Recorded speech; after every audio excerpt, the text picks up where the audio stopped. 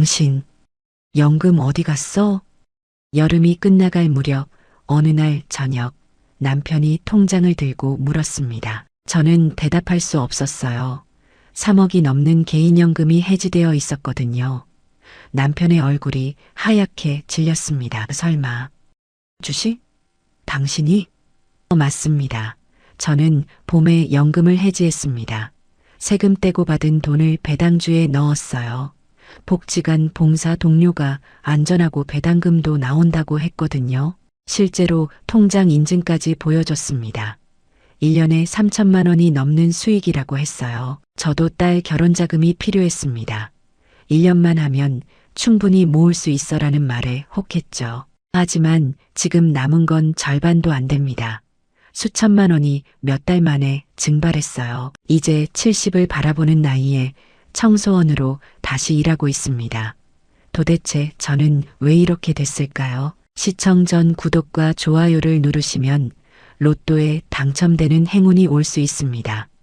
그리고 지금 어디에서 시청하고 계신지 댓글로 남겨주세요.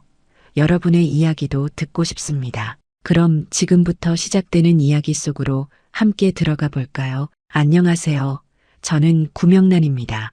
올해 69세입니다. 제 이야기를 시작하기 전에 먼저 우리 가족을 소개해야 할 것 같아요. 남편 정훈이는 73세입니다. 30년 넘게 중학교에서 교편을 잡았고 마지막엔 교감까지 했던 사람이에요. 성실하고 원칙적인 사람이죠. 평생 법 한 번 어긴 적 없고 빚도 한 번 진 적 없습니다. 저희 딸 서연이는 올해 32입니다. 초등학교 선생님이에요. 착하고 예쁘게 컸습니다. 부모 속 한 번 썩인 적 없는 딸이었어요. 작년 가을에 선생님 하나를 소개받았습니다. 인천에서 고등학교 교사로 일하는 좋은 청년이었어요. 두 사람이 만나고 반년쯤 지났을 때 결혼하겠다고 했습니다. 저는 그때 정말 행복했어요. 딸이 좋은 사람 만나서 잘 살게 될 거라는 생각에 마음이 놓였거든요. 남편이 중학교를 퇴직한 건 몇 년 전 봄이었습니다. 35년을 근속했으니 퇴직금도 꽤 나왔어요. 정확한 금액은 말씀드리기 조심스럽지만 1억 원이 훨씬 넘는 돈이었습니다. 거기에 남편은 20년 넘게 개인연금을 들어놨어요. 매달 조금씩 넣어서 3억 원이 넘게 쌓여 있었습니다. 그리고 저희는 서울 변두리 지역에 아파트 한 채를 갖고 있었어요. 30평대 아파트였는데 몇 년 전에 샀을 때는 3억 원대였는데 부동산 가격이 많이 올라서 6억 원이 넘는 가격에 팔 수 있었습니다. 저희는 고민 끝에 아파트를 팔기로 했어요. 서울에서 계속 살 필요가 없었거든요. 딸도 독립했고 남편도 퇴직했으니까요. 그래서 경기도 쪽으로 내려가기로 했습니다. 평택 근처의 신축 아파트를 알아봤어요. 30평대인데 5억 원 정도면 살 수 있었습니다. 계산을 해보니 딱 맞았어요. 서울 아파트를 6억 원이 넘게 팔고 새 아파트를 5억 원에 사면 1억 원 넘게 남았습니다. 거기에 남편 퇴직금 1억 원 넘는 돈까지 합치면 2억 원이 훨씬 넘는 현금이 생기는 거였어요. 게다가 남편 연금 3억 원도 있었으니 노후는 걱정 없었습니다. 남편은 70세부터 연금을 받기로 했어요. 5년 늦추면 연금액이 40% 넘게 증가한다는 걸 알고 있었거든요. 계산해보니 한 달에 200만 원이 넘게 나왔습니다.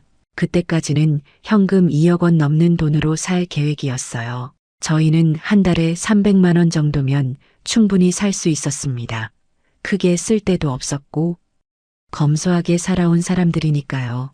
5년이면 1억 8천만 원 정도 쓰게 되는데 그래도 아직 여유가 있었습니다. 완벽한 계획이었어요. 남편도 만족했고 저도 안심했습니다. 봄이 되고 저희는 평택 근처로 이사를 했습니다. 신축 아파트라 깨끗하고 좋았어요. 공기도 맑고 조용했습니다. 아파트 단지 안에 공원도 있고 산책로도 잘 되어 있었어요. 남편은 매일 아침 산책을 했습니다. 저는 집에서 드라마를 보거나 요리를 했어요. 가끔 아파트 단지 내 작은 텃밭에서 상추나 고추를 키웠습니다. 평화로운 일상이었습니다. 그러던 어느 날 아파트 게시판에 복지관 봉사자 모집 공고가 붙었어요. 근처 복지관에서 어르신들 식사, 배식 봉사를 할 사람을 찾는다고 했습니다. 저는 그걸 보고 신청했어요. 집에만 있으니 심심하기도 했고 봉사활동도 해보고 싶었거든요. 복지관은 아파트에서 걸어서 10분 거리에 있었습니다.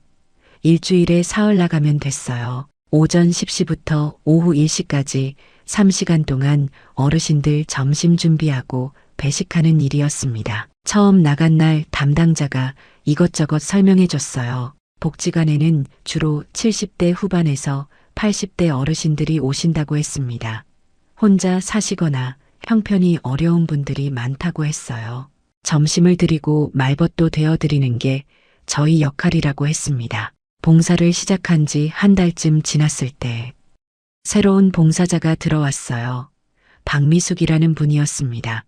저보다 4~5살 어려 보였는데 60대 중반쯤 돼 보였습니다. 키가 크고 말쑥한 차림새였어요. 복지관 봉사자치고는 너무 세련됐습니다. 미숙 씨는 첫날부터 밝게 인사했어요. 안녕하세요. 오늘부터 봉사하게 된 박미숙입니다.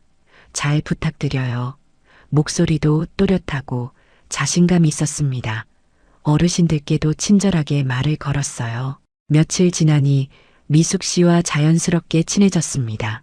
같이 배식하면서 이야기를 나눴어요. 미숙 씨는 서울에서 살다가 최근에 이 근처로 이사 왔다고 했습니다. 아들 내외가 외국에 있어서 혼자 산다고 했어요. 명란 씨는 가족이 어떻게 되세요? 미숙 씨가 물었습니다. 남편이랑 둘이 살아요. 딸은 서울에서 선생님 해요. 딸 하나예요? 아들은요? 딸 하나뿐이에요. 그럼 외롭겠네요. 괜찮아요. 남편이랑 조용히 잘 지내요. 그렇게 소소한 대화를 나눴습니다. 어느 날 배식이 끝나고 쉬는 시간에 미숙 씨가 커피를 사왔어요.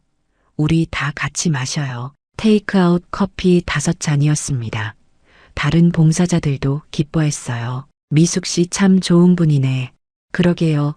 커피까지 사오시고 그날 이후로 미숙 씨는 일주일에 한 번씩 커피를 사왔습니다. 가끔은 빵이나 과일도 가져왔어요. 사람들은 미숙 씨를 좋아했습니다. 저도 조금씩 마음을 열었어요. 2달쯤 지났을 때 딸에게서 전화가 왔습니다. 엄마, 나 다음해 봄에 결혼하기로 했어. 정말? 축하한다. 서연아, 그런데 엄마. 미안한데 전세금이 필요해. 전세금? 응, 신랑 쪽에서 전세로 살자고 하는데 집값이 좀 나가. 얼마나? 딸이 잠시 망설이더니 말했습니다. 3억 정도. 저는 순간 말문이 막혔어요. 3억, 적지 않은 돈이었습니다. 엄마가 준비할 수 있을까? 딸이 조심스럽게 물었습니다. 알았어. 엄마가 알아볼게. 엄마 미안해. 우리가 짐이지? 아니야, 괜찮아. 엄마가 해줄게. 전화를 끊고 나니 마음이 무거웠습니다. 3억, 저희한테 없는 돈은 아니었어요. 하지만 현금으로 당장 꺼낼 수 있는 돈은 2억 원. 조금 넘는 정도였습니다.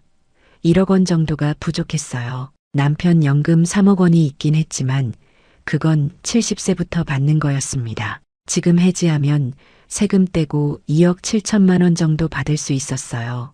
하지만 남편이 절대 반대할 게 뻔했습니다. 연금은 노후의 마지막 보루야.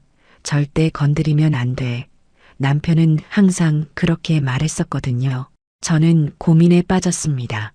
딸에게 3억을 마련해주고 싶었어요. 하지만 방법이 없었습니다. 그때 복지관에서 미숙 씨가 말을 걸었습니다. 명란 씨 요즘 표정이 안 좋은데 무슨 일 있어요? 아니에요. 괜찮아요. 무슨 고민 있으면 말해요. 혼자 끙끙 앓지 말고. 저는 잠시 망설였지만 결국 말했습니다. 딸이 결혼하는데 전세금이 필요해서요. 얼마나 필요한데요? 3억 정도요. 미숙 씨가 고개를 끄덕였습니다. 그 정도면 부담되긴 하네요. 네, 어떻게 해야 할지 모르겠어요. 미숙 씨가 잠시 생각하더니 말했습니다. 명란 씨, 혹시 노후 자금은 어떻게 준비하고 계세요? 남편 연금이랑 저축한 돈으로요. 연금은 얼마나 되는데요? 저는 대답하기 망설였습니다. 하지만 미숙 씨 앞에서 숨길 이유도 없다고 생각했어요. 3억 정도 돼요. 미숙 씨의 눈이 커졌습니다. 와, 그 정도면 많이 모으셨네요. 남편이 평생 모은 거예요. 미숙 씨가 조심스럽게 물었습니다. 그럼 그 연금 지금 받을 수 있어요? 아직은 안 돼요. 남편이 70세부터 받기로 했어요. 해지는 할 수 있죠? 할 수는 있는데 남편이 절대 반대할 거예요. 미숙 씨가 고개를 끄덕였습니다. 그렇겠네요. 남편분이 보수적이시구나. 네, 연금은 절대 건드리면 안 된다고 항상 말해요. 미숙 씨가 잠시 생각하더니 말했습니다. 명란 씨, 제가 한 가지 방법을 알려드릴까요? 저는 귀가 솔깃했습니다. 무슨 방법이요? 하지만 미숙 씨는 그날 더 이상 말하지 않았어요. 다음에 시간 있을 때 얘기해요. 오늘은 늦었으니까. 집에 돌아와서도 미숙 씨 말이 머릿속을 떠나지 않았습니다. 무슨 방법일까? 혹시 딸에게 3억을 마련해 줄 수 있는 방법이 있을까? 그날 밤 잠이 오지 않았습니다. 며칠 후 미숙 씨가 다시 저를 불렀습니다. 명란 씨, 오늘 배식 끝나고 커피 한 잔해요. 네, 좋아요. 복지관 근처 카페로 갔습니다. 미숙 씨가 아메리카노 2잔을 주문했어요. 조용한 구석 자리에 앉았습니다. 명란 씨, 지난번에 말한 거 기억나요? 네, 딸 결혼자금 얘기요? 맞아요. 제가 좋은 방법 하나 알려드릴게요. 미숙 씨가 조심스럽게 말을 꺼냈습니다. 명란 씨, 배당주 투자라고 들어봤어요? 배당주요? 네, 주식인데 매년 배당금을 주는 거예요. 저는 주식이라는 말에 움찔했습니다. 주식은 위험하지 않나요? 그게 일반 주식은 위험하지만 배당주는 달라요. 대형 우량 기업 주식이라서 안전하거든요. 미숙 씨가 계속 설명했습니다. 은행 예금 이자보다 훨씬 많이 받을 수 있어요. 게다가 주가가 오르면 시세 차익도 생기고요. 그게 정말이에요? 제가 직접 하고 있어요. 미숙 씨가 가방에서 스마트폰을 꺼냈습니다. 증권 앱을 켰어요. 화면에 숫자들이 보였습니다. 보세요. 이게 제 계좌예요. 저는 화면을 들여다봤습니다. 투자 원금 옆에 수익률이 적혀 있었어요. 플러스 기호와 함께 1,000만 원이 넘는 숫자가 보였습니다. 와, 1년 전에 시작했는데 벌써 3,000만 원 넘게 벌었어요. 진짜예요? 네, 거짓말 아니에요. 보세요. 여기 미숙 씨가 배당금 입금 내역을 보여줬습니다. 분기마다 입금되는 금액들이 나열되어 있었어요. 적게는 수십만 원에서 많게는 100만 원이 넘는 금액들이었습니다. 명란 씨도 할 수 있어요. 어렵지 않아요. 하지만 저는 주식을 한 번도 안 해봤어요. 괜찮아요. 제가 다 알려드릴게요. 어떤 종목 사야 하는지 다 가르쳐 드릴게요. 저는 망설였습니다. 그래도 주식은 떨어질 수도 있잖아요. 맞아요. 단기적으로는 오르락 내리락 해요. 하지만 장기적으로 보면 대형 기업들은 계속 올라요. 그리고 배당금은 계속 받으니까 손해볼 일이 없어요. 그렇군요. 미숙 씨가 제 손을 잡았습니다. 명란 씨, 솔직히 말할게요. 저도 딸 결혼 때문에 시작했어요. 딸이요? 네, 우리 딸도 결혼할 때 전세금이 필요했거든요. 그때 제가 연금을 해지할까 고민했어요. 그래서요? 해지했어요. 그리고 배당주에 넣었죠. 1년 만에 3,000만 원 벌어서 딸한테 줬어요. 저는 놀랐습니다. 연금을 해지했어요? 네, 처음엔 무서웠어요. 하지만 지금 생각하면 정말 잘한 일이에요. 미숙 씨가 다시 스마트폰을 보여줬습니다. 명란 씨 남편분 연금이 3억이라고 했죠? 지금 해지하면 세금 떼고 2억 7천 정도 받을 거예요. 그 돈으로 배당주를 사면 1년에 적어도 수익이 꽤 나올 거예요. 얼마나요? 보수적으로 잡아도 연 3% 이상은 나와요. 그럼 1년에 거의 3천만 원 가까이 벌 수 있어요. 제 머릿속이 복잡해졌습니다. 3천만 원. 1년이면 딸한테 3억을 마련해 줄 수 있다는 계산이 나왔어요. 하지만 남편이 절대 반대할 거예요. 남편분께 말씀 안 드리면 돼요. 몰래요? 네, 연금은 명란 씨 명의로 되어 있잖아요. 명란 씨 혼자 결정할 수 있어요. 그래도 나중에 1년 뒤에 돈 벌어서 딸한테 주고 나서 말씀드리면 돼요. 그때는 남편분도 기뻐하실 거예요. 미숙 씨의 말이 그럴듯하게 들렸습니다. 하지만 여전히 불안했어요. 생각해 볼게요. 네, 천천히 생각해 보세요. 하지만 명란 씨 딸 결혼이 언제예요? 내년 봄이요. 그럼 시간이 별로 없어요. 지금 시작해야 1년 뒤에 돈을 모을 수 있어요. 집에 돌아와서도 미숙 씨 말이 머릿속을 떠나지 않았습니다. 배당주 투자, 1년에 3천만 원, 딸 결혼자금, 남편에게는 말하지 않았습니다. 말했다간 당장 반대할 게 뻔했으니까요. 그날 밤 잠자리에 누워서도 계산을 해봤습니다. 2억 7천만 원으로 1년에 3천만 원을 벌면 정말 딸한테 3억을 줄 수 있었어요. 현금 2억 원 넘게 있는 거에 3천만 원을 더하면 충분했습니다. 하지만 주식은 위험하지 않을까? 떨어지면 어떡하지? 그런 생각들이 꼬리를 물었어요. 며칠 후 복지관에서 미숙 씨를 다시 만났습니다. 명란 씨, 생각해 봤어요? 아직 잘 모르겠어요. 주식은 처음이라서 무서워요. 그럴 줄 알았어요. 미숙 씨가 웃으며 말했습니다. 그럼 이렇게 해요. 제가 투자하는 종목들 알려드릴게요. 명란 씨가 직접 확인해 보세요. 안전한지 아닌지 어떻게 확인해요? 인터넷에 검색해 보면 다 나와요. 대형 은행이나 통신사 같은 회사들이에요. 다 들어본 이름들이에요. 그날 저녁 집에 와서 컴퓨터를 켰습니다. 미숙 씨가 알려준 회사 이름들을 검색해 봤어요. 정말 다 아는 회사들이었습니다.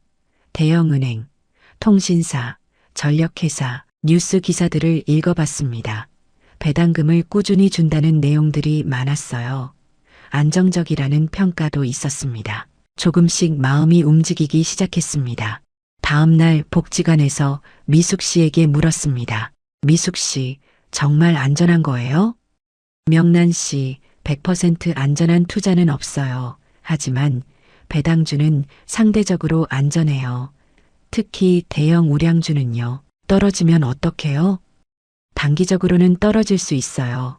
하지만 장기적으로 보면 회복돼요. 그리고 배당금은 계속 받으니까 기다릴 수 있어요. 1년이면 정말 3천만 원 벌 수 있어요? 보장은 못해요. 하지만 제 경험상 충분히 가능해요. 저는 깊은 한숨을 쉬었습니다. 생각해 볼게요. 그날 저녁 서연이에게서 전화가 왔습니다. 엄마, 전세금 얘기 어떻게 됐어? 아직 알아보는 중이야. 엄마 미안해. 우리가 짐이지? 딸의 목소리가 울먹였습니다. 아니야, 괜찮아. 엄마가 준비할게. 엄마 정말 괜찮아? 무리하지 마. 우리가 알아볼게. 아니야, 엄마가 해줄 수 있어. 걱정하지 마. 전화를 끊고 나니 가슴이 먹먹했습니다. 딸이 미안해하는 모습이 자꾸 떠올랐어요. 내가 뭘 해야 하나? 어떻게든 딸한테 3억을 마련해줘야 하는데 그때 미숙 씨 말이 다시 떠올랐습니다. 1년만 하면 된다. 3천만 원만 벌면 된다. 일주일쯤 지났을 때 미숙 씨가 다시 저를 불렀습니다. 명란 씨, 오늘 배식 끝나고 시간 있어요? 네, 있어요. 이번에는 복지관 옆 공원 벤치에 앉았습니다. 날씨가 따뜻한 봄날이었어요. 명란 씨, 결정했어요? 저는 고개를 저었습니다. 미숙 씨, 저는 못할 것 같아요. 왜요? 남편이 알면 정말 화낼 거예요. 연금은 절대 건드리지 말라고 몇 번이나 말했거든요. 미숙 씨가 이해한다는 표정을 지었습니다. 그렇겠네요. 남편분이 보수적이시니까. 네, 그리고 저도 주식은 무서워요. 한 번도 안 해봤어요. 알겠어요. 그럼 어쩔 수 없죠. 미숙 씨가 더 이상 권하지 않았습니다. 저는 안도했어요. 하지만 그날 밤 서연이에게서 또 전화가 왔습니다. 엄마, 신랑 쪽에서 전세 계약을 빨리 하자는데 어떻게? 서연아, 조금만 기다려. 엄마가 알아볼게. 엄마 정말 미안해. 내가 돈을 벌어야 하는데. 딸의 목소리가 떨렸습니다. 아니야, 엄마가 해줄게. 걱정하지 마. 전화를 끊고 나니 답답했습니다. 어떻게 해야 하나. 며칠 후 복지관에서 다른 봉사자가 말했습니다. 미숙 씨 정말 대단한 것 같아요. 왜요? 투자로 돈 많이 벌었대요. 딸 결혼시키고도 여유 있다고 하더라고요. 그 말을 듣고 있으니 마음이 복잡했습니다. 다음 날 미숙 씨가 저에게 조심스럽게 말했습니다. 명란 씨, 제가 오지랖일 수도 있는데요. 혹시 은행 대출은 생각해 봤어요? 대출이요? 네, 1억 정도 대출 받으면 딸한테 3억 마련해 줄 수 있잖아요. 그런데 대출 이자를 어떻게 갚아요? 그게 문제죠. 한 달에 이자만 100만 원 가까이 나올 텐데 저는 한숨을 쉬었습니다. 그래서 안 되는 거예요. 미숙 씨가 잠시 침묵하더니 말했습니다. 명란 씨, 제 말 잘 들어봐요. 연금 해지하는 게 제일 나은 방법이에요. 대출보다 훨씬 안전해요. 하지만 1년만 해요. 딱 1년만 3천만 원 벌고 바로 그만두면 돼요. 저는 여전히 망설였습니다. 저는 못할 것 같아요. 그날로 2주가 지났습니다. 서연이가 집에 왔습니다. 남편도 좋아했어요. 딸이 오랜만에 온 거였거든요. 저녁을 먹으면서 서연이가 결혼 이야기를 했습니다. 아빠, 엄마, 제가 내년 봄에 결혼하기로 했어요. 그래, 축하한다. 남편이 웃으며 말했습니다. 그런데 서연이가 말을 흐렸습니다. 왜? 무슨 일 있어? 남편이 물었습니다. 전세금이 좀 필요해요. 얼마나? 3억이요. 남편의 표정이 굳었습니다. 3억이나? 네. 신랑 쪽에서 그 정도 집을 원하는데. 남편이 한숨을 쉬었습니다. 3억은 좀 부담되는데 아빠 미안해요. 제가 돈을 못 벌어서. 아니야. 내 잘못이 아니야. 남편이 잠시 생각하더니 말했습니다. 우리 현금이 2억 좀 넘게 있으니까 1억 정도는 대출을 받아야겠구나. 대출이요? 서연이가 놀랐습니다. 응, 어쩔 수 없지. 아빠 그럼 이자는 어떻게 해요? 한 달에 100만 원 정도 나올 텐데 아빠가 알바라도 해야겠다. 아빠 그러지 마세요. 제가 알아볼게요. 아니야, 딸 결혼인데 부모가 해줘야지. 그날 밤 서연이는 제 방으로 왔습니다. 엄마. 왜? 엄마 아빠가 저 때문에 대출 받는 거 보니까 너무 마음이 아파요. 괜찮아. 내 결혼인데 엄마 정말 미안해요. 우리가 집만 되는 것 같아요. 서연이가 울기 시작했습니다. 울지 마. 엄마가 뭐든 해줄게. 엄마 정말 괜찮아요. 무리하지 마세요. 딸을 안아주면서 저도 눈물이 났습니다. 어떻게든 딸한테 3억을 마련해주고 싶었어요. 남편이 대출받아서 이자 갚느라 알바를 하는 모습을 상상하니 마음이 아팠습니다. 그때 미숙 씨 말이 또다시 떠올랐습니다. 1년만 하면 된다. 3천만 원만 벌면 된다. 그럼 남편도 대출 안 받아도 된다. 다음 날 복지관에서 미숙 씨를 만났습니다. 미숙 씨. 네. 저 해볼까 해요. 미숙 씨의 얼굴이 환해졌습니다. 정말요? 네, 하지만 정말 무서워요. 괜찮아요. 제가 도와드릴게요. 1년만 할 거예요. 3천만 원만 벌고 바로 그만둘 거예요. 네, 그렇게 하세요. 욕심 부리지 말고. 미숙 씨가 제 손을 잡았습니다. 명란 씨 잘 결정하셨어요. 딸 좋은데 시집 보내세요. 저는 떨리는 마음으로 고개를 끄덕였습니다. 하지만 여전히 불안했어요. 정말 괜찮을까? 남편이 알면 어떡하지? 미숙 씨, 남편한테는 절대 말하면 안 돼요. 당연하죠. 비밀로 할게요. 1년 뒤에 돈 벌어서 딸한테 주고 나서 말할 거예요. 그게 좋아요. 그때는 남편분도 고마워하실 거예요. 저는 깊은 한숨을 쉬었습니다. 그럼 어떻게 시작하면 돼요? 일단 연금부터 해지해야 해요. 지금 바로요? 네, 빨리 시작할수록 좋아요. 딸 결혼이 내년 봄이잖아요. 저는 떨리는 마음으로 동의했습니다. 며칠 후 남편이 외출한 사이 저는 증권사에 전화를 걸었습니다. 손이 떨렸어요. 정말 이래도 되는 걸까? 고객님, 무엇을 도와드릴까요? 연금 해지하고 싶은데요. 본인 확인부터 하겠습니다. 신분증 정보를 알려주고 본인 확인을 했습니다. 해지 사유가 어떻게 되세요? 개인 사유요. 네, 알겠습니다. 해지하시면 세금이 발생하는데 괜찮으세요? 네, 그럼 서류를 보내드릴게요. 작성하셔서 보내주시면 처리해드립니다. 며칠 후 서류가 도착했습니다. 남편이 집에 없을 때 서류를 작성했어요. 손이 계속 떨렸습니다. 서류를 우편으로 보냈습니다. 일주일 후 증권사에서 전화가 왔어요. 해지 처리 완료됐습니다. 세금 제외하고 2억 7천만 원 입금됩니다. 네, 감사합니다. 전화를 끊고 나니 가슴이 두근거렸습니다. 정말 해버렸다. 남편 모르게 3억짜리 연금을 해지했다. 며칠 후 통장에 돈이 들어왔습니다. 2억 7천만 원. 미숙 씨에게 전화했습니다. 미숙 씨, 연금 해지했어요. 진짜요?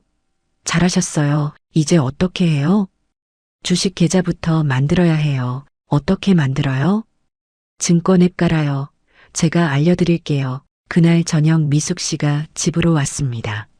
남편은 복지관 모임에 나간 날이었어요. 먼저 앱을 깔아요. 미숙 씨가 제 스마트폰에 증권 앱을 깔아줬습니다. 이제 계좌를 만들어요. 본인 인증을 하고 비밀번호를 설정했습니다. 생각보다 복잡했어요. 다 됐어요. 이제 돈을 입금하면 돼요. 다음 날 은행에 가서 2억 7천만 원을 증권 계좌로 이체했습니다. 창구 직원이 물었어요. 금액이 큰데 투자하시는 거예요? 네, 투자는 원금 손실 위험이 있습니다. 아시죠? 네, 알아요. 집에 돌아와 증권 앱을 켰습니다. 2억 7천만 원이 입금되어 있었어요. 미숙 씨에게 전화했습니다. 돈 입금했어요. 좋아요.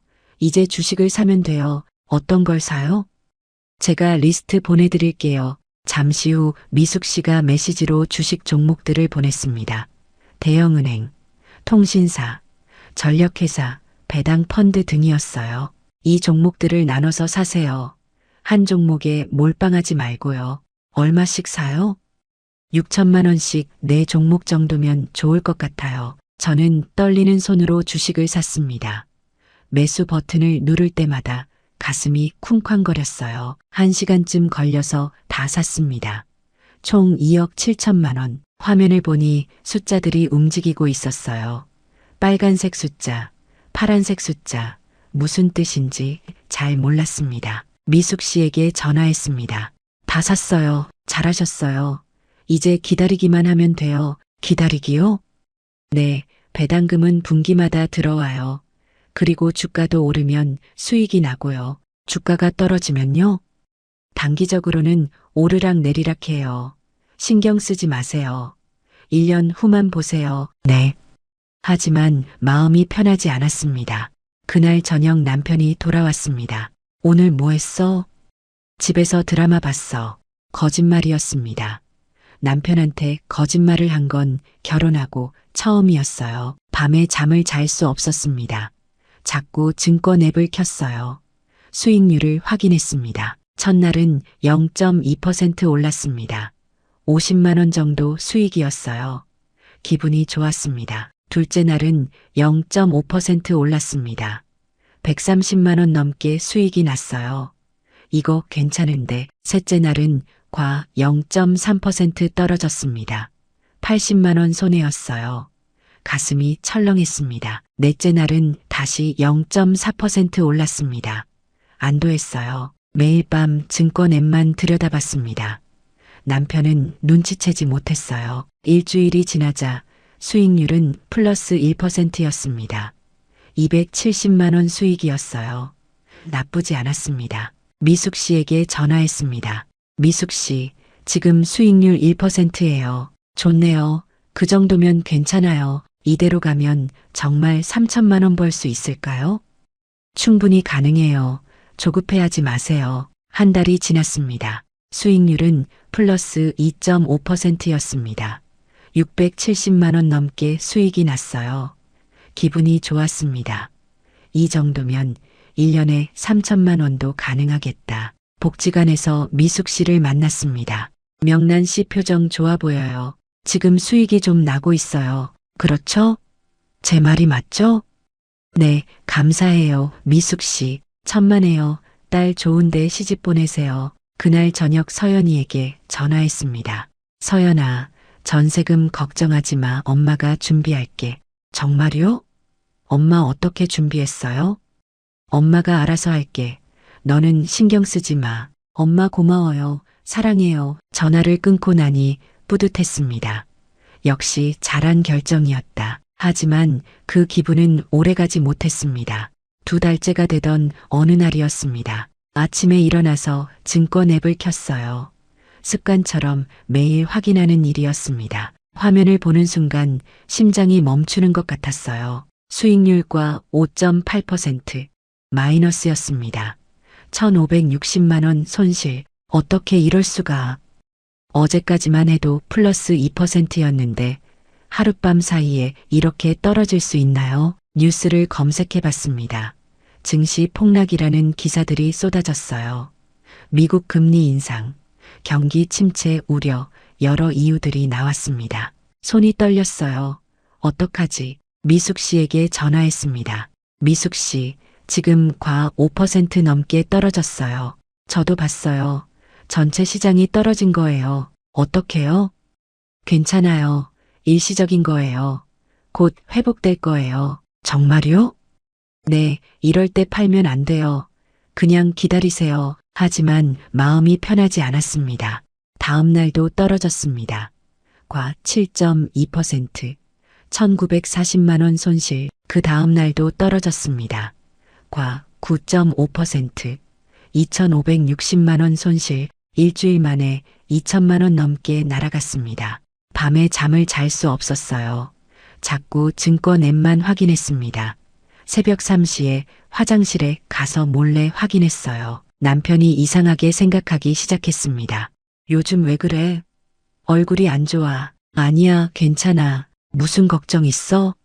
아니야, 아무것도 아니야. 남편은 더 이상 묻지 않았지만 의심하는 눈빛이었어요. 복지관에서 미숙 씨를 만났습니다. 미숙 씨, 지금 거의 마이너스 10%예요. 명란 씨, 진정해요. 주식은 원래 이런 거예요. 하지만 2천만 원이 넘게 날아갔어요. 지금 파니까 손해인 거예요. 팔지 않으면 손해가 아니에요. 무슨 말이에요? 주가는 언젠가 다시 올라요. 그때까지 기다리면 돼요. 얼마나 기다려요?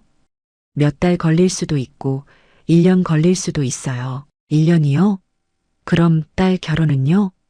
미숙 씨가 난처한 표정을 지었습니다. 글쎄요. 저는 패닉 상태가 됐습니다. 석 달째가 됐을 때 수익률은 과 12%였습니다.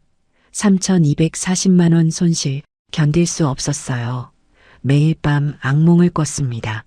돈이 전부 사라지는 꿈, 남편이 화를 내는 꿈. 어느 날 새벽 남편이 깼어요. 당신 지금 뭐해? 저는 화장실에서 증권 앱을 보고 있었습니다. 아무것도 아니야. 핸드폰 뭐 보는데?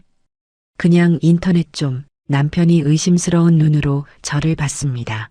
다음 날 미숙 씨에게 말했습니다. 미숙 씨, 저 못 견디겠어요. 팔까 봐요. 명란 씨 진정해요. 지금 팔면 손실이 확정돼요. 하지만 더 떨어지면 어떡해요? 더 떨어질 수도 있어요. 하지만 결국 올라요. 장담할 수 있어요? 미숙 씨가 잠시 침묵했습니다. 100% 장담은 못해요. 하지만 제 경험상 회복되어 저는 고민 끝에 결정했습니다. 미숙 씨, 저 팔 거예요. 명란 씨 정말 팔 거예요? 네, 더 이상 못 견디겠어요. 후회할 수도 있어요. 괜찮아요.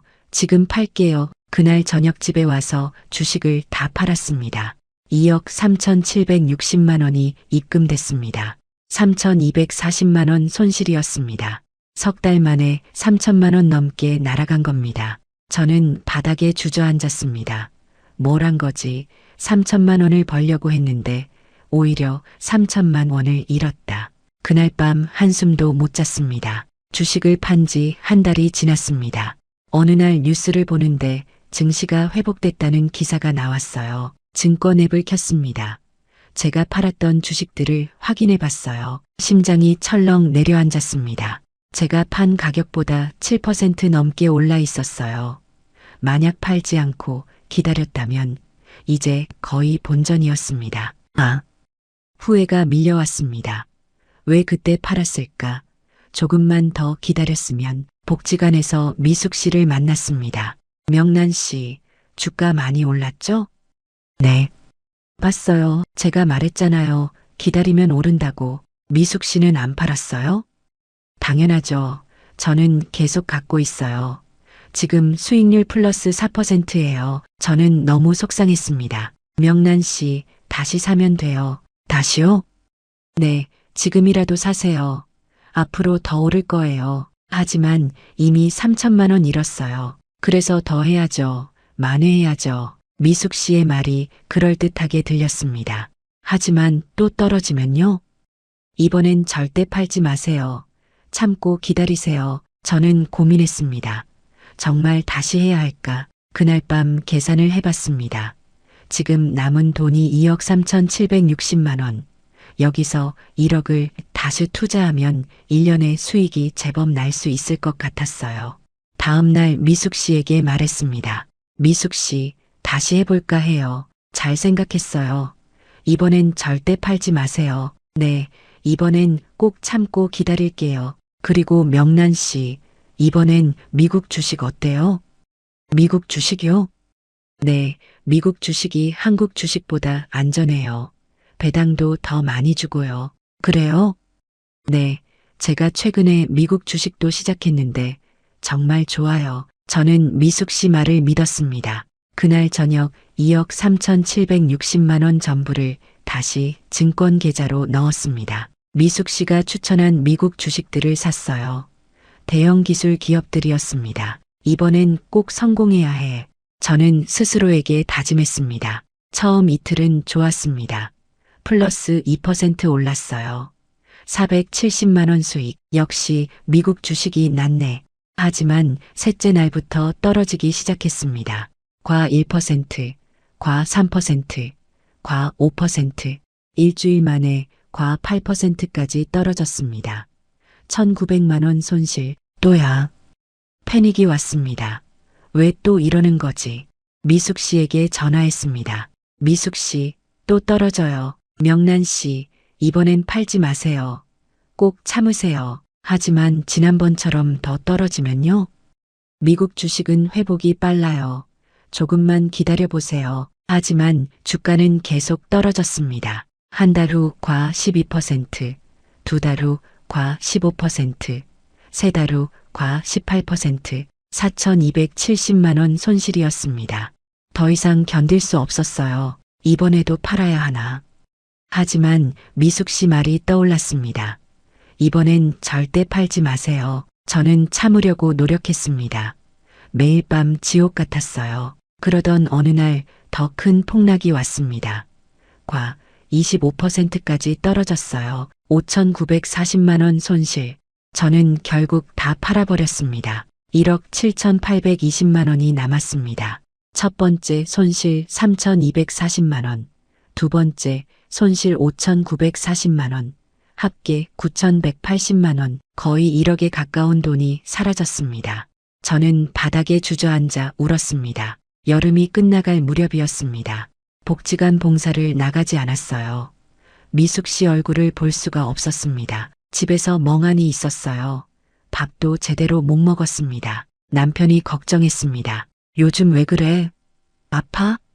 아니야, 괜찮아. 하지만 숨길 수 없었어요.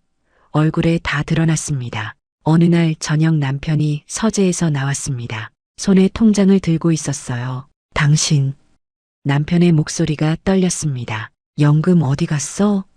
저는 대답할 수 없었어요. 3억짜리 연금이 해지되어 있는데 남편의 얼굴이 하얗게 질렸습니다. 설마 주식? 당신이? 저는 고개를 숙였습니다. 대답해봐. 주식한 거야? 미안해. 미안하긴 뭐가 미안해. 3억이야, 3억. 우리 노후 자금이야.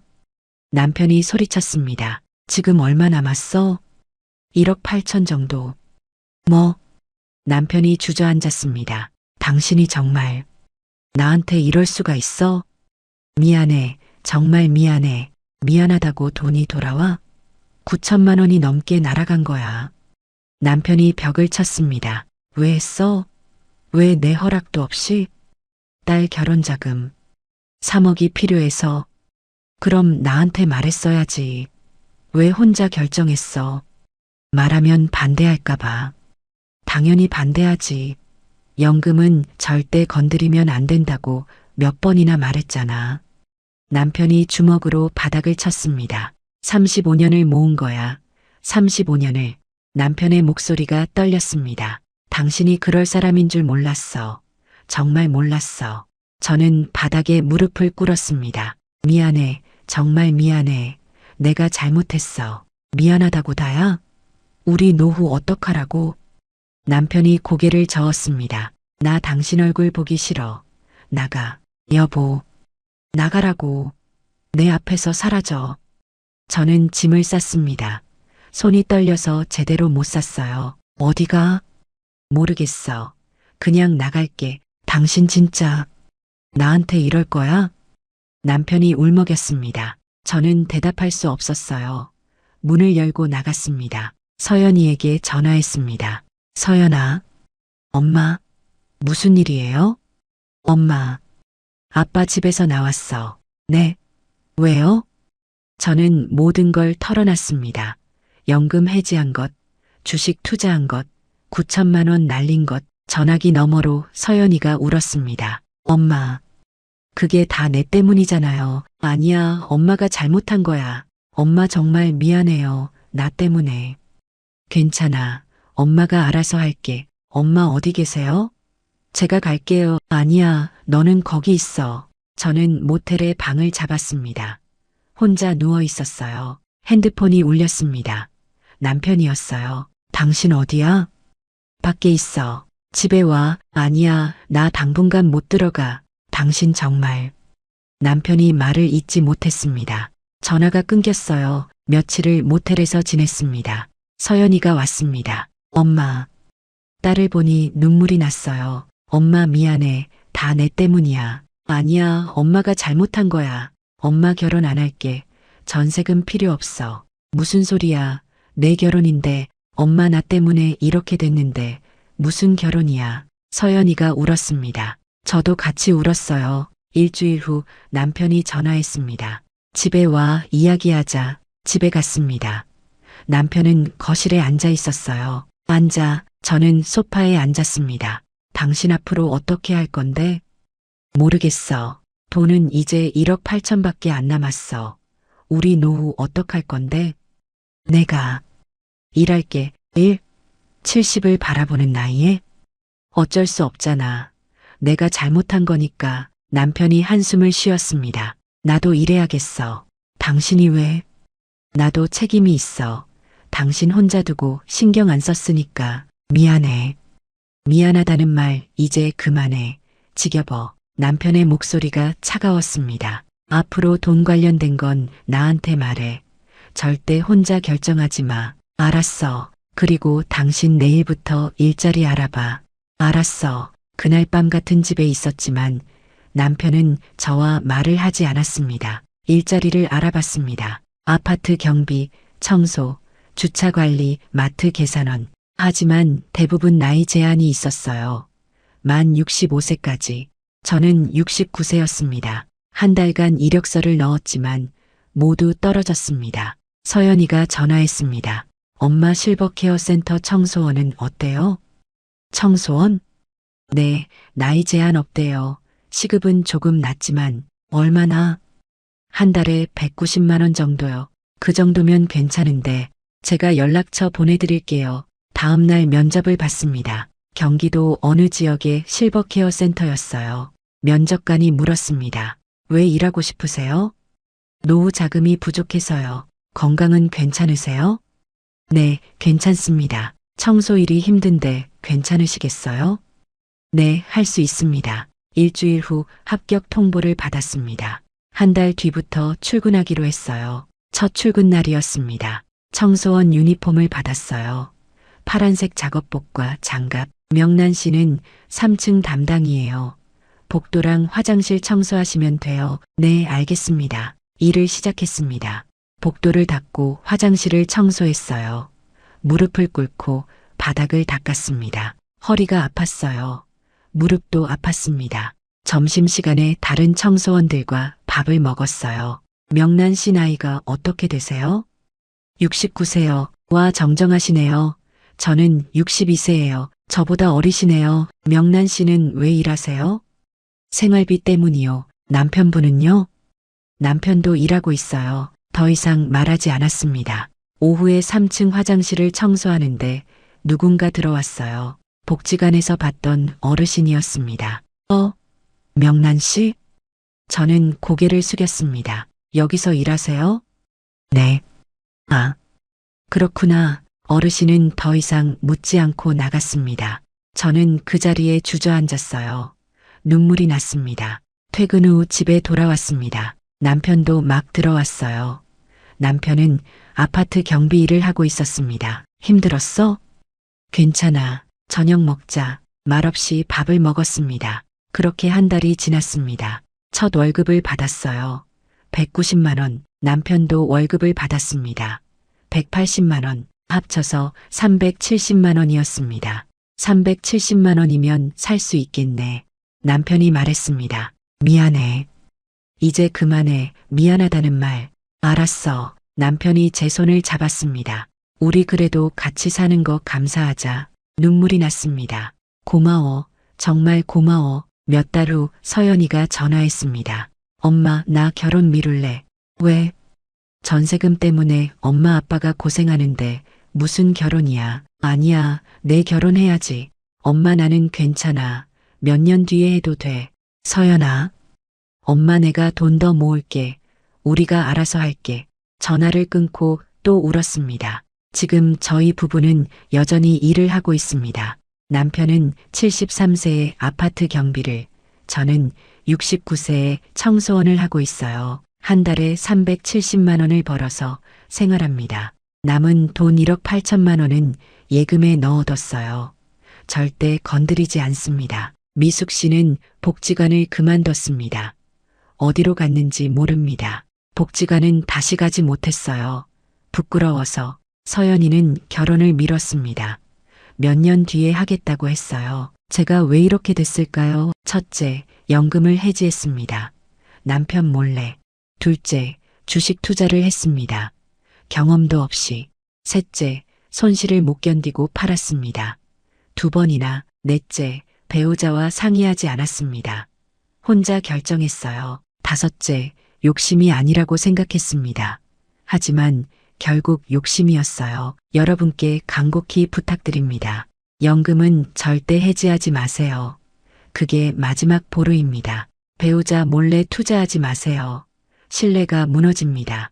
경험 없는 투자하지 마세요. 잃을 게 더 많습니다. 손실 못 견디면 투자하지 마세요. 결국 손해봅니다. 선의의 권유도 의심하세요. 사기꾼보다 무섭습니다. 저는 지금도 후회합니다. 매일 후회합니다. 하지만 돌이킬 수 없습니다. 여러분은 저 같은 실수하지 마세요. 제 이야기가 조금이라도 도움이 되길 바랍니다. 우리의 이 사연이 마음에 남았다면 좋아요를 눌러주세요. 그리고 소중한 사람들과 함께 이 이야기를 나눠주시길 바랍니다. 여러분의 한마디가 누군가에겐 큰 위로가 될 수 있습니다. 영상이 마음에 드셨다면 구독과 좋아요, 응원 부탁드립니다. 감사합니다. 여보, 우리 이제 어떻게 살지? 그날 저녁 경비실에서 돌아온 남편 앞에서 그 말을 꺼내는 순간 제 목소리가 떨렸습니다. 남편이 30년 넘게 공무원 생활하며 모은 퇴직금 일부와 제가 오랫동안 유치원 원장하며 조금씩 모은 돈, 우리 부부가 평생 모은 노후자금의 절반이 단 하루 만에 모두 사라졌습니다. 믿을 수 있나요? 저는 그저 남편의 평생 꿈이었던 작은 북카페를 차려주고 싶었을 뿐입니다. 정부 정책 자금이라는 말에 완벽한 서류에 한 명이 원장님 같은 분이야말로 받을 자격이 있다는 그 말 한마디에 넘어갔습니다. 그런데 남편은 제 손을 뿌리치더군요. 왜 나한테 말도 안 하고 혼자 결정했어? 도대체 저에게 무슨 일이 있었던 걸까요? 지금부터 그 이야기를 시작하겠습니다. 시청 전 구독과 좋아요를 누르시면 로또에 당첨되는 행운이 올 수 있습니다. 그리고 지금 어디에서 시청하고 계신지 댓글로 남겨주세요. 여러분의 이야기도 듣고 싶습니다. 그럼 지금부터 시작되는 이야기 속으로 함께 들어가 볼까요? 안녕하세요. 저는 한명희입니다. 지금은 67이지만 불과 2년 전만 해도 저는 서울 근교의 한 유치원 원장이었습니다. 30년 넘게 몸담았던 그 자리에서 물러난 날, 마지막 졸업식을 마치고 집으로 돌아오는 길이 참 길게 느껴지더군요. 현관문을 열고 들어서는데 남편이 거실에 앉아 있었습니다. 수고했어. 이제 좀 쉬어. 남편의 그 한마디에 눈물이 났습니다. 30년이 넘는 시간 동안 매일 아침 7시에 출근해서 저녁 7시에 퇴근하던 일상이 끝났다는 게 실감이 났거든요. 남편 이정수는 저보다 2살 많습니다. 그 역시 35년 넘게 구청 공무원으로 일하다가 2년 전에 정년퇴직했죠. 우리 부부는 그렇게 평생을 성실하게만 살았습니다. 법 한 번 어긴 적 없고 세금도 빠짐없이 냈으며 남에게 손 벌린 적도 없었어요. 은퇴 후 첫 한 달은 정말 행복했습니다. 아침에 일어나도 출근 준비를 하지 않아도 된다는 게 신기했어요. 남편과 함께 근처 공원을 산책했습니다. 여보, 저 벚꽃 좀 봐. 예쁘지? 제가 말하면 남편은 고개를 끄덕이며 웃었죠. 우리 부부에게는 계획이 있었습니다. 남편의 퇴직금과 제 퇴직금, 그리고 평생 모은 적금을 합치면 넉넉한 금액이었거든요. 매달 얼마씩 쓰면서 여유롭게 살 수 있다는 계산이 나왔습니다. 집에서 점심을 먹고 오후에는 남편이 책을 읽는 동안 저는 TV를 봤습니다. 특별한 일정은 없었지만 평온했어요. 30년 넘게 아이들 울음소리와 학부모 전화에 시달리던 제게 이런 고요함은 처음이었습니다. 한 달이 지나고 2달이 지나자 조금씩 무료해지기 시작했습니다. 아침에 눈을 떠도 할 일이 없었어요. 남편도 마찬가지였죠. 여보, 우리 뭐 좀 해야 하는 거 아닐까? 어느 날 저녁 남편이 물었습니다. 저는 생각했습니다. 뭘 하면 좋을까? 취미라도 만들어야 할까? 그래서 동네 문화센터에 가서 수업 목록을 살펴봤습니다. 서예, 요가, 영어 회화, 여러 가지가 있었지만 마음에 와닿는 게 없더군요. 그러던 어느 날 남편이 말했습니다. 나 사실 하고 싶은 게 하나 있어. 저는 놀라서 물었죠. 뭔데? 남편은 잠시 머뭇거리다가 말했습니다. 작은 북카페 하나 차리고 싶었어. 책도 팔고 커피도 내리고. 그 말을 듣는 순간 가슴이 뭉클했습니다. 남편이 35년 넘게 공무원 생활하면서 속으로 그런 꿈을 품고 있었다는 게 놀라웠거든요. 왜 진작 말 안 했어? 제가 묻자 남편은 씁쓸하게 웃었습니다. 말해봤자 돈도 없고 시간도 없었잖아. 그날 밤 잠이 오지 않았습니다. 남편의 꿈 이야기가 자꾸 머릿속을 맴돌았어요. 우리 부부는 평생 성실하게만 살았습니다. 아이들 키우고 대학 보내고 결혼시키느라 정신없이 살았죠. 그러다 보니 우리 자신의 꿈은 한 번도 생각해 본 적이 없었습니다. 이제라도 남편의 꿈을 이뤄주고 싶다는 생각이 들었습니다. 작은 북카페 정도면 큰 돈이 들지 않을 거라고 생각했어요. 하지만 우리 노후 자금을 함부로 쓸 수는 없었습니다. 그래서 그냥 마음속에만 담아두기로 했죠. 은퇴 후 4개월쯤 지났을 때였습니다. 옛 동료 이 원장에게서 전화가 왔습니다. 명희야, 요즘 어떻게 지내? 반가운 목소리였어요. 이 원장은 저보다 1년 먼저 은퇴한 사람이었습니다. 잘 지내, 너는? 제가 묻자 이 원장이 대답했습니다. 나 요즘 동네 도서관에서 봉사활동해. 아이들한테 책 읽어주고 그래. 재미있더라. 저는 부러웠습니다. 이 원장은 은퇴 후에도 의미 있는 일을 하고 있었거든요. 전화를 끊고 나서 생각했습니다. 나도 뭔가 해야 하는데 그냥 집에서 TV만 보고 있을 수는 없는데 하지만 막상 뭘 해야 할지 몰랐습니다. 남편의 북카페 꿈만 자꾸 떠올랐어요. 그날 저녁 통장을 정리하며 잔액을 확인했습니다. 우리 부부가 평생 모은 돈 매달 조금씩 사용하면 20년은 넉넉히 살 수 있는 금액이었습니다. 하지만 뭔가 아쉬웠어요. 이 돈으로 그냥 조용히 늙어가는 것보다 의미 있는 일을 하면 안 될까? 그때는 몰랐습니다. 이 생각이 얼마나 위험한 것인지, 그리고 몇 달 후 제 인생이 완전히 바뀔 거라는 것도 말이죠. 은퇴 후 6개월쯤 지난 어느 날이었습니다. 휴대폰에 문자 한 통이 왔습니다. 정부 지원 2024년 하반기 소상공인 정책자금 지원 대상자로 선정되셨습니다. 자세한 내용은 담당자에게 문의 바랍니다. 처음엔 스팸인 줄 알았습니다. 요즘 이런 사기 문자가 많다는 이야기를 들었었거든요. 하지만 문자를 다시 읽어보니 이상한 점이 있었습니다. 제 이름이 정확히 적혀 있었어요. 한 명이 원장님께서 30년 이상 성실 납세자로 등록되어 우선 선정되셨습니다. 이 부분이 저를 흔들었습니다. 제 경력을 알고 있다는 것, 성실 납세자라는 단어. 저는 30년 넘게 정말 성실하게 세금을 냈습니다. 단 한 번도 밀린 적이 없었고 신고도 정확하게 했거든요. 점심을 먹고 나서 문자에 적힌 번호로 전화를 걸었습니다. 2번의 신호음 후 남자 목소리가 들렸습니다. 네, 중소벤처기업부 정책자금과 박세원입니다. 목소리는 차분하고 전문적이었습니다. 그는 자신을 팀장이라고 소개하며 이번 정책자금 지원 사업에 대해 설명했습니다. 코로나 이후 어려움을 겪은 소상공인과 은퇴자를 지원하기 위한 정부 사업입니다. 일정 금액을 정책자금 계좌에 예치하시면 정부가 추가 지원금을 더해서 돌려드리는 프로그램이에요. 저는 의아했습니다. 왜 저 같은 은퇴자에게 이런 기회가 오는 건가요? 박세원은 설명했습니다.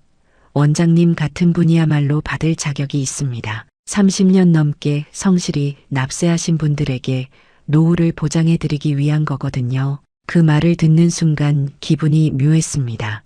평생 성실하게 살았던 게 인정받는다는 느낌이었거든요. 박세원은 이어서 말했습니다. 신청 마감이 이번 달 말까지입니다. 이미 많은 분들이 신청하셨고 정원이 얼마 남지 않았어요. 저는 조심스럽게 물었습니다. 구체적으로 어떻게 진행되나요? 박세원이 대답했습니다. 일정 금액을 예치하시면 정부에서 지원금을 추가해서 더 큰 금액으로 돌려드립니다. 예를 들어 3억 원을 예치하시면 5억 원으로 받으실 수 있어요. 그 순간 머릿속이 복잡해졌습니다. 3억을 넣으면 5억이 된다. 그럼 차액 2억으로 남편의 북카페를 차릴 수 있겠다는 생각이 들었거든요. 하지만 동시에 의심도 들었습니다. 정말 그런 게 가능한가요? 박세원은 웃으며 대답했습니다. 의심하시는 게 당연합니다.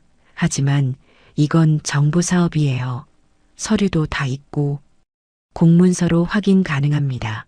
원하시면 이메일로 보내드릴 수 있어요. 저는 고개를 끄덕였습니다. 네, 보내주세요. 그날 오후 이메일이 왔습니다. 첨부 파일을 열어보니 공문서가 있었습니다. 중소벤처기업부 로고가 선명하게 박혀 있었어요. 문서번호, 시행일자, 담당 부서까지 정확했습니다.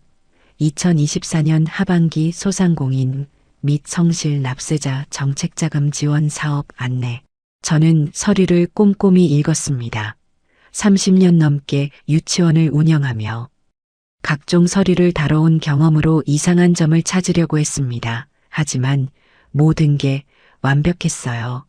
문서 형식, 갈골, 문장 구조, 정부 공문서 특유의 딱딱한 표현들, 심지어 하단에 담당자 연락처와 직인까지 찍혀 있었습니다. 하지만 선뜻 결정할 수가 없었습니다. 아무리 서류가 완벽해 보여도 큰 금액이었거든요. 그래서 며칠을 고민했습니다. 밤마다 천장을 보며 생각했어요. 이게 정말 괜찮은 걸까? 혹시 사기는 아닐까? 그러던 어느 날 저녁이었습니다. 남편이 거실에서 책을 읽고 있었어요. 제가 커피를 가져다 주며 물었습니다. 여보, 북카페 아직도 하고 싶어? 남편이 고개를 들었습니다. 그럼 근데 왜? 저는 웃으며 말했습니다. 그냥 궁금해서. 남편은 책을 덮으며 말했습니다. 하고 싶지. 근데 우리 나이에 새로 사업 시작하는 건 무리야. 그냥 꿈으로만 간직하는 거지. 그 말을 듣는데 가슴이 아팠습니다. 남편이 꿈을 포기한 게 아니라 포기할 수밖에 없었던 거였어요. 그날 밤 결심했습니다. 남편의 꿈을 이뤄주고 싶다고. 3억을 넣으면 5억이 되고 차액 2억으로 작은 북카페 정도는 충분히 차릴 수 있을 거라고 생각했습니다. 하지만 남편에게 말하면 반대할 게 뻔했어요. 그런 거 하지 마. 위험해. 이렇게 말할 게 분명했죠. 그래서 혼자 진행하기로 했습니다. 나중에 5억을 받으면 그때 남편에게 깜짝 선물로 주면 되겠다고 생각했어요. 여보, 우리 북카페 차리자. 내가 돈 마련했어. 이렇게 말하면 남편이 얼마나 기뻐할까. 다음 날 박세원에게 전화를 걸었습니다. 직접 만나서 상담받을 수 있을까요? 박세원은 흔쾌히 대답했습니다. 물론이죠. 언제가 편하세요? 저는 일정을 잡았습니다. 며칠 후 서울 시내의 한 카페에서 박세원을 만났습니다. 정장을 입은 40대 남성이었어요. 그는 명함을 건넸습니다. 중소벤처기업부 정책자금과 박세원.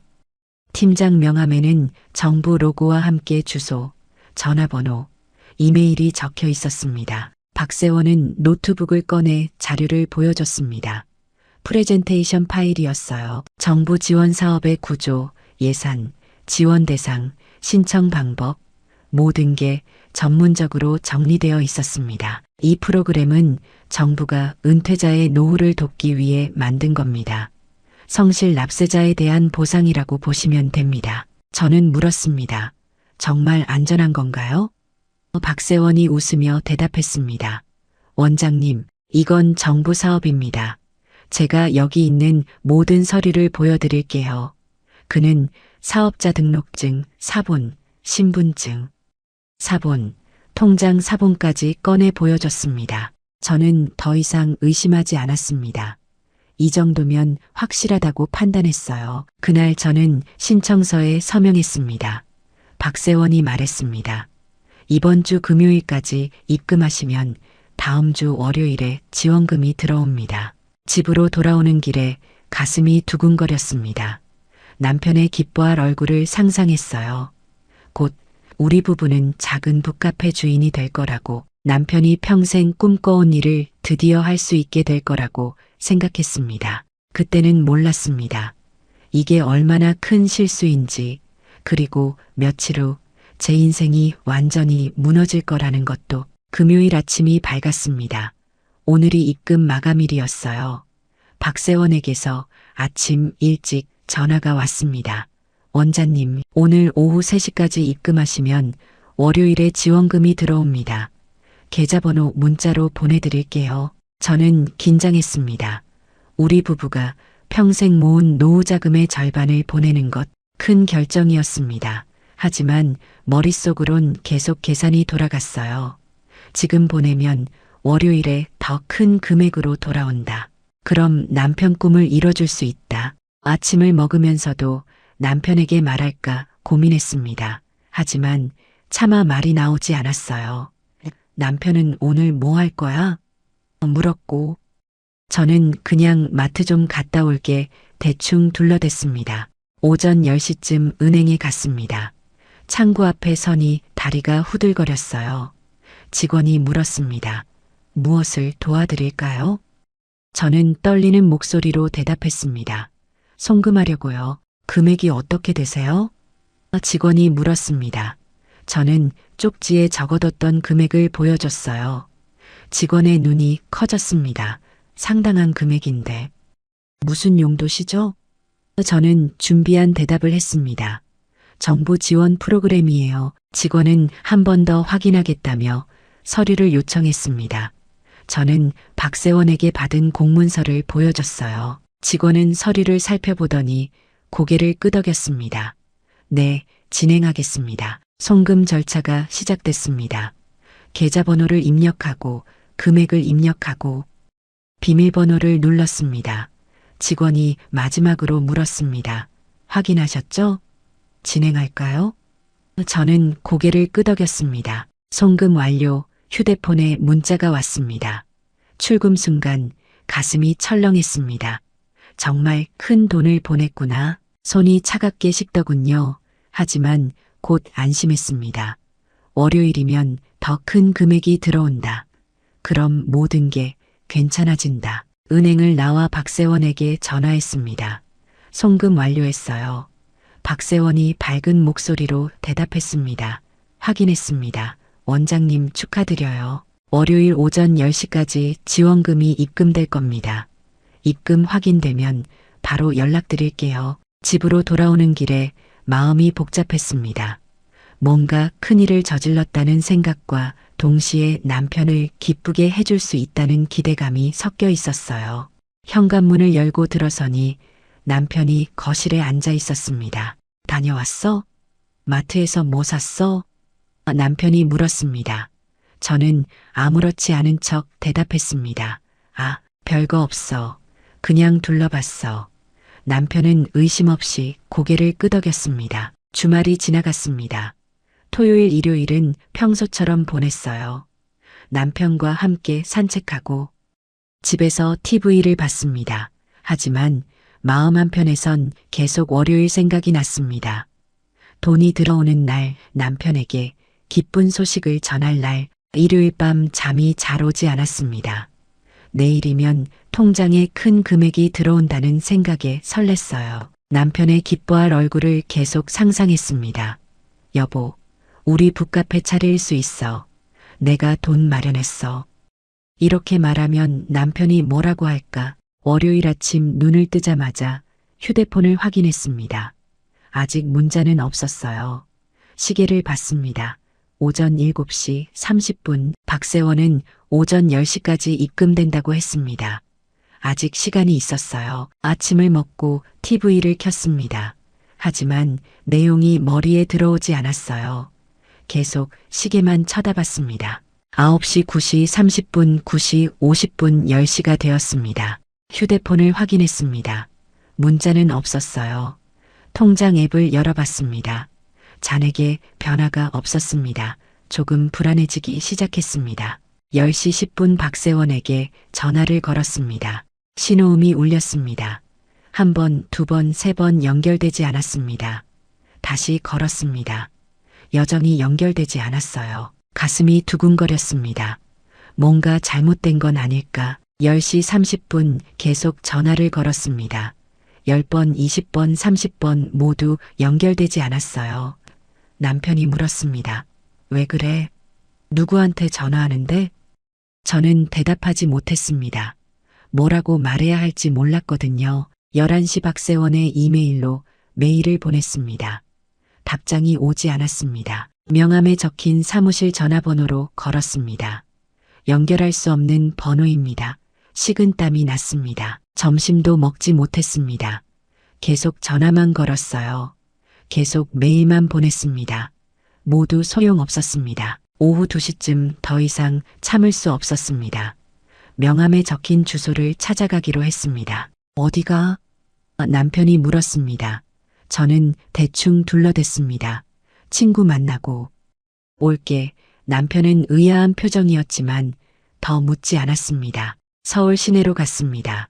명함에 적힌 주소를 찾아갔어요. 하지만 그곳에 도착했을 때 그 건물에는 다른 회사가 있었습니다. 건물 관리실에 물어봤습니다. 중소벤처기업부 정책자금과가 어디 있나요? 관리인은 고개를 저었습니다. 그런 부서는 없는데요. 이 건물엔 정부 기관이 없습니다. 그 순간 모든 걸 깨달았습니다. 사기였습니다. 다리에 힘이 풀렸습니다. 그 자리에 주저앉고 싶었어요. 그날 오후 바로 경찰서로 갔습니다. 민원실 경찰관에게 상황을 설명했어요. 정책자금 지원 사기를 당했습니다. 큰 금액을 송금했는데 연락이 끊겼어요. 경찰관은 고개를 끄덕이며 조서를 작성하기 시작했습니다. 저는 가지고 있던 모든 자료를 꺼냈습니다.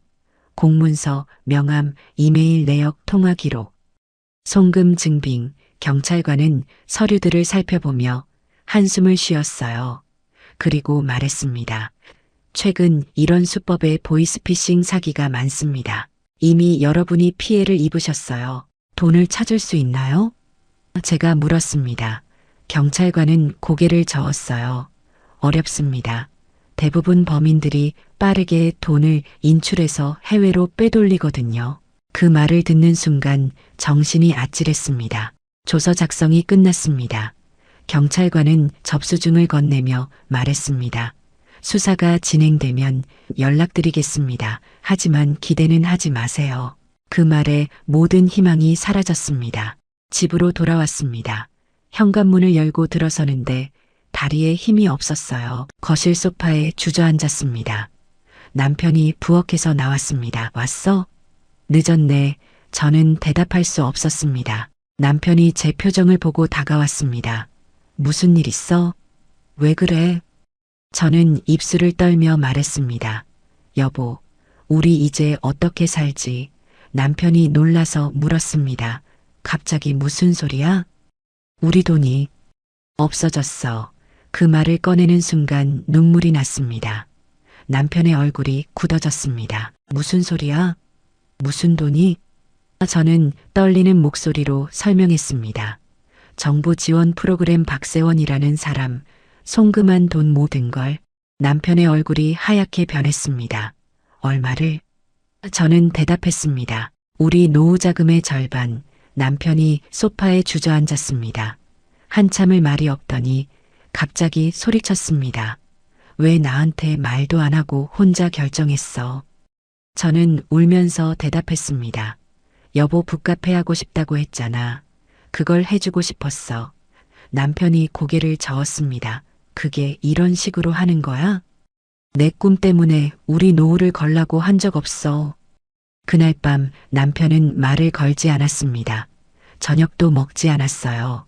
그냥 방에 들어가서 문을 닫았습니다. 저는 거실에 혼자 앉아 울었습니다. 모든 게 제 잘못이었습니다. 욕심을 부린 것도 남편에게 말하지 않은 것도. 며칠이 지났지만 상황은 나아지지 않았습니다. 경찰서에서 연락은 없었어요. 박세원이라는 사람은 흔적도 없이 사라졌습니다. 송금한 돈도 이미 인출되어 추적이 불가능했습니다. 남편과의 관계는 최악이 되었습니다. 서로 말을 하지 않았어요. 한 집에 살면서도 얼굴을 마주치지 않으려고 했습니다. 남편은 아침 일찍 나가서 저녁 늦게 돌아왔고 저는 낮에 혼자 집에 있었습니다. 통장 잔액을 확인했습니다. 남은 돈으로 계산해 보니 매달 조심해서 쓰면 10년 정도는 살 수 있었어요. 하지만 병원비가 더 들거나 예상치 못한 지출이 생기면 그보다 빨리 바닥날 수도 있었습니다. 밤마다 잠을 이룰 수 없었습니다. 천장을 바라보며 계속 생각했어요. 어떻게 이런 일이 일어났을까? 30년 넘게 유치원을 운영하며 각종 서류를 다뤄온 제가 왜 그 순간만큼은 판단력을 잃었을까? 공문서의 로고, 담당자의 명함, 완벽해 보였던 서류들 모두 위조였습니다. 제가 믿었던 모든 게 가짜였어요. 그리고 가장 아픈 건 남편의 꿈을 이뤄주려던 선한 의도가 오히려 우리를 파멸로 몰았다는 것이었습니다. 한 달이 지났습니다. 경찰서에서는 여전히 연락이 없었어요. 돈을 찾을 가능성은 거의 없다는 걸 알았습니다. 이제는 남은 돈으로 어떻게 살아갈지 고민해야 했습니다. 통장 잔액을 다시 계산했습니다. 매달 200만 원씩 사용하면 10년하고도 몇 년 더 살 수 있었어요. 하지만 그건 아무 문제 없이 살았을 때 이야기였습니다. 병원비나 예상치 못한 지출이 생기면 훨씬 빨리 바닥날 수 있었습니다. 어느 날 저녁 남편이 말했습니다. 나 일 알아봐야겠어. 처음으로 남편이 먼저 말을 걸었어요. 저는 놀라서 물었습니다. 무슨 일? 남편이 대답했습니다. 뭐든 할 수 있는 거. 69 남편이 할 수 있는 일은 많지 않았습니다. 며칠 후 남편이 집에 돌아왔을 때 손에 뭔가 들고 있었어요. 아파트 경비원 유니폼이었습니다. 이거 내일부터 입어야 해. 남편의 목소리가 떨렸습니다. 그날 밤 남편의 방에서 소리가 들렸습니다. 울고 있는 것 같았어요. 문 앞에 서서 한참을 망설이다가 노크를 했습니다. 대답이 없었습니다. 여보, 들어가도 돼? 저는 조심스럽게 물었습니다. 문을 열고 들어갔습니다. 남편이 침대에 앉아 경비원 유니폼을 보고 있었어요.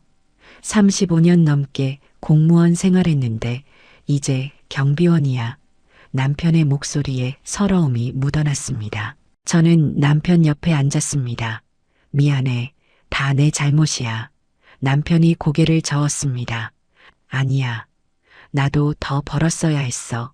당신이 그런 사기에 안 넘어갔을 텐데 우리는 서로를 탓하고 있었습니다. 다음 날 아침 남편이 경비원 유니폼을 입었습니다. 모자를 깊숙이 눌러 쓰고 출근 준비를 했어요. 현관문을 나서는 남편의 뒷모습을 보며 눈물이 났습니다. 모든 게 제 욕심 때문이었습니다. 저도 일을 찾아야 했습니다. 67에 할 수 있는 일을 찾기 시작했어요. 며칠 후 근처 마트에서 계산원을 구한다는 공고를 봤습니다. 지원했고 면접을 봤습니다. 이전에 무슨 일 하셨어요? 면접관이 물었습니다. 유치원 원장이었습니다. 제가 대답하자 면접관이 놀랐습니다. 그런데 왜 여기 지원하셨어요?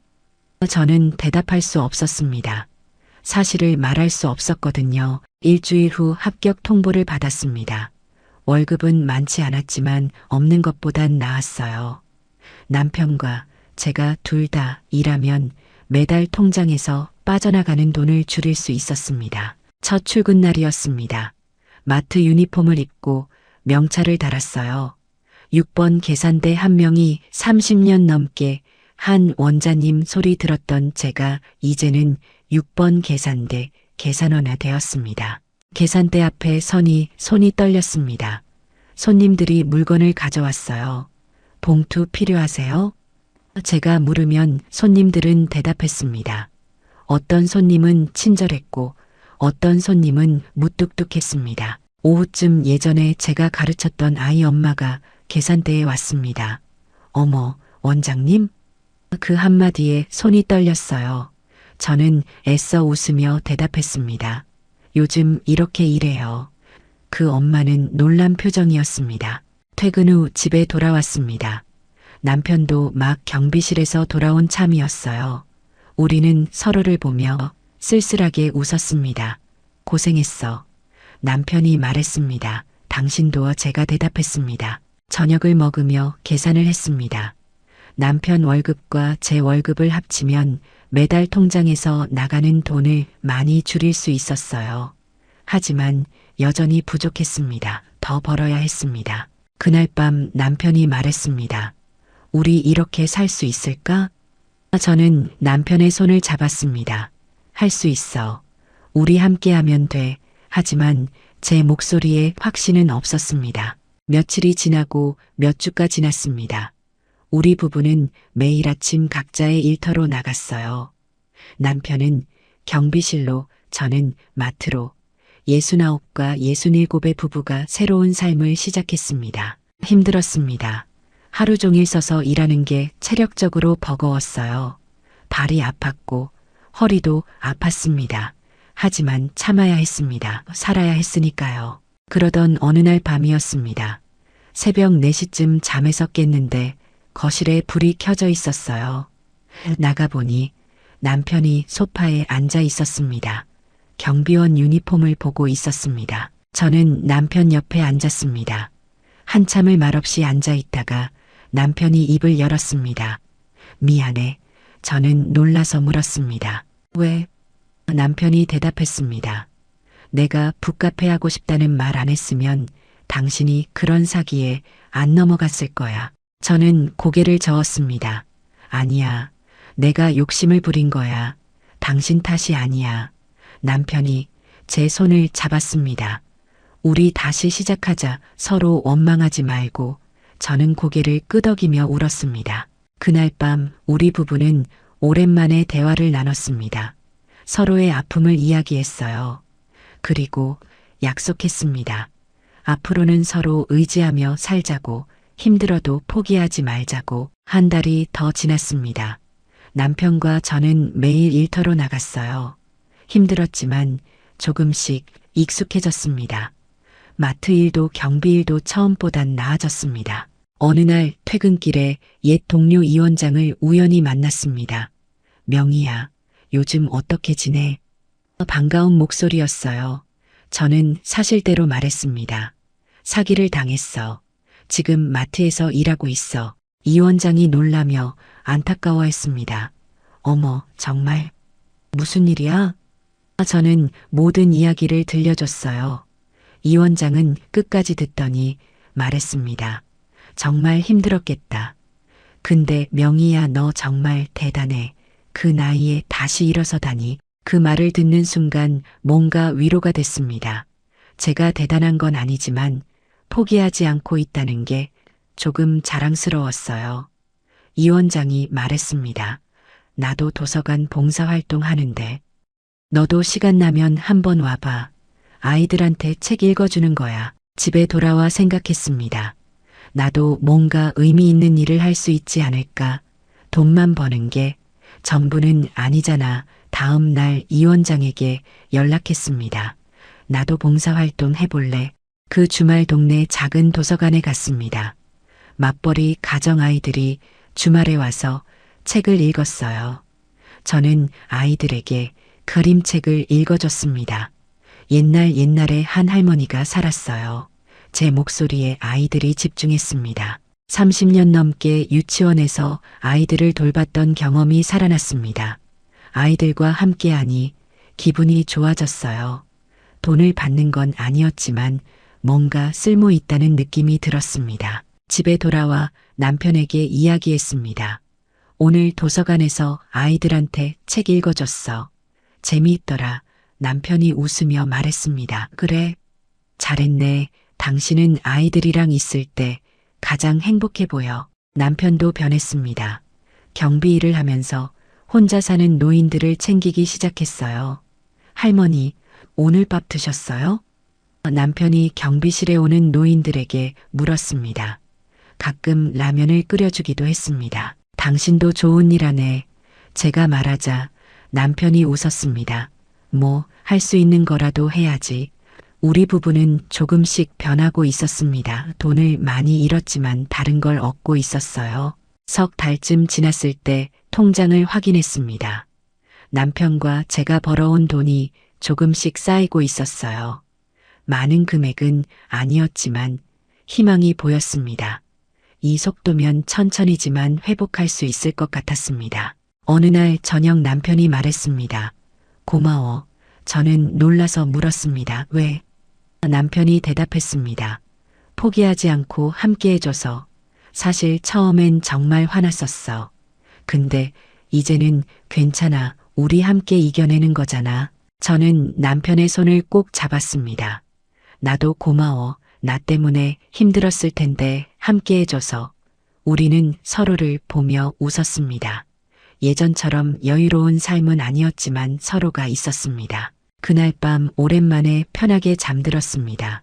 앞으로가 불안하긴 했지만 혼자가 아니라는 게 위로가 됐어요. 남편과 함께라면 뭐든 할 수 있을 것 같았습니다. 1년이 지났습니다. 사기를 당한 지 정확히 1년이 지난 그날 저는 통장을 확인했어요. 조금씩 늘어나고 있었습니다. 남편과 제가 매달 조금씩 모은 돈이 쌓이고 있었습니다. 마트 일도 익숙해졌습니다. 처음엔 하루가 너무 길게 느껴졌는데 이제는 시간이 빨리 갔어요. 동료들과도 친해졌고 단골 손님들도 생겼습니다. 이모, 오늘도 고생하세요. 젊은 손님들이 인사했습니다. 남편도 경비 일에 적응했습니다. 아파트 주민들이 남편을 좋아했어요. 경비 아저씨 친절하시네요. 주민들이 칭찬했습니다. 남편은 그 말에 조금씩 자존심을 회복하는 것 같았습니다. 주말마다 도서관에서 봉사활동을 계속했습니다. 아이들이 저를 기다렸어요. 할머니, 오늘은 무슨 책 읽어줄 거예요? 아이들의 반짝이는 눈을 보면 기분이 좋아졌습니다. 어느 날 도서관에서 한 엄마가 다가왔습니다. 선생님, 우리 아이가 선생님 이야기를 집에서도 해요. 책 읽어주시는 거 너무 좋아한대요. 그 말을 듣는데 뿌듯했습니다. 제가 아직 누군가에게 필요한 사람이구나. 1년 반쯤 지났을 때 남편이 제안했습니다. 여보, 우리 주말에 같이 산책할까? 오랜만에 듣는 제안이었어요. 우리 부부는 토요일 오후 공원으로 갔습니다. 벤치에 앉아 하늘을 봤습니다. 1년 반 전 생각나? 남편이 물었습니다. 저는 고개를 끄덕였습니다. 어떻게 잊어? 남편이 말했습니다. 그때는 정말 끝인 줄 알았어. 근데 우리 여기까지 왔네. 정말 그랬습니다. 1년 반 전 모든 게 끝난 줄 알았어요. 하지만 우리는 포기하지 않았고 조금씩 일어섰습니다. 앞으로도 계속 함께하자. 남편이 제 손을 잡았습니다. 2년쯤 지났을 때 통장 잔액을 확인했습니다. 놀라웠습니다. 사기를 당했을 때보다 조금 늘어나 있었어요. 남편과 제가 2년 동안 꾸준히 일하고 모은 결과였습니다. 여보, 이거 봐. 저는 남편에게 통장을 보여줬습니다. 남편도 놀라워했습니다. 우리가 해냈네. 우리는 서로를 보며 웃었습니다. 아직 예전만큼은 아니었지만 회복하고 있었습니다. 마트에서 사장님이 저를 불렀습니다. 한 선생님, 시간 좀 늘릴 수 있어요? 손님들이 선생님 계산대를 좋아하시거든요. 월급이 조금 더 올랐습니다. 작은 변화였지만 의미가 있었습니다. 남편도 아파트 관리소에서 인정받기 시작했습니다. 이 경비원 정말 성실하세요. 주민들이 관리소장에게 칭찬했다고 합니다. 남편의 얼굴에 자신감이 돌아왔습니다. 어느 날 저녁 남편이 말했습니다. 여보, 사실 말이야. 저는 남편을 봤습니다. 작년보다 지금이 더 행복한 것 같아. 저는 놀라서 물었습니다. 진짜?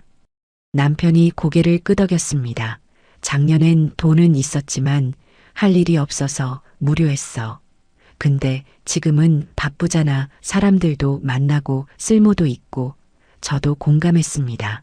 나도 그래. 힘들긴 한데 의미가 있어. 우리 부부는 돈을 잃었지만 다른 걸 얻었습니다. 일의 의미, 사람들과의 관계, 서로에 대한 신뢰, 이런 것들이 돈보다 소중하다는 걸 배웠습니다. 지금은 사기를 당한 지 2년하고도 몇 달이 지났습니다. 오늘 아침에도 마트로 출근했어요.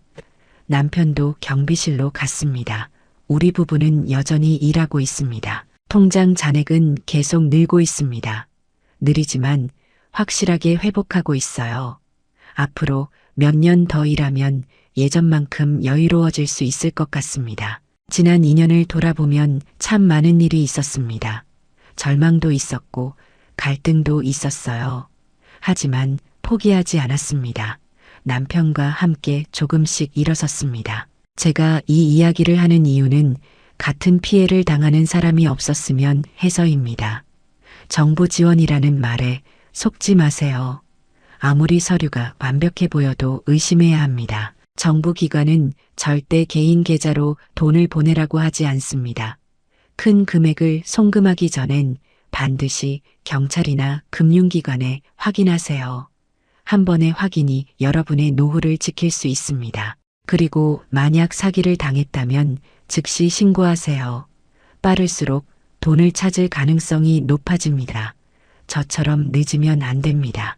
또 하나 말씀드리고 싶은 건 가족에게 상의하라는 겁니다. 저는 남편 몰래 진행하다가 이렇게 됐어요. 혼자 결정하지 마세요. 가족과 함께 고민하세요. 노후 준비는 돈만이 아닙니다. 물론 돈도 중요하지만 그게 전부는 아니에요. 의미 있는 일상 수입원 확보, 건강 관리, 모든 게 함께 필요합니다. 그리고 실패해도 다시 일어설 수 있습니다. 나이는 핑계가 아니에요. 67, 69에도 새로운 시작은 가능합니다. 저희 부부가 증명했습니다. 가장 중요한 건 서로를 원망하지 않는 겁니다. 힘들 때일수록 서로를 탓하게 되지만 그러면 안 됩니다. 함께 이겨내야 합니다. 오늘 오후에도 도서관에 갈 겁니다. 아이들에게 책을 읽어줄 거예요. 많은 돈을 버는 일은 아니지만 제게 의미가 있습니다. 누군가에게 필요한 사람이라는 게 행복입니다. 남편도 오늘 저녁 경비실에서 혼자 사는 할머니를 위해 저녁을 준비할 겁니다. 작은 일이지만 남편은 그 일에 보람을 느낍니다. 이게 진짜 노후 준비라고 생각합니다. 우리의 이 사연이 마음에 남았다면 좋아요를 눌러주세요. 그리고 소중한 사람들과 함께 이 이야기를 나눠주시길 바랍니다. 여러분의 한마디가 누군가에겐 큰 위로가 될 수 있습니다. 영상이 마음에 드셨다면 구독과 좋아요, 응원 부탁드립니다. 감사합니다.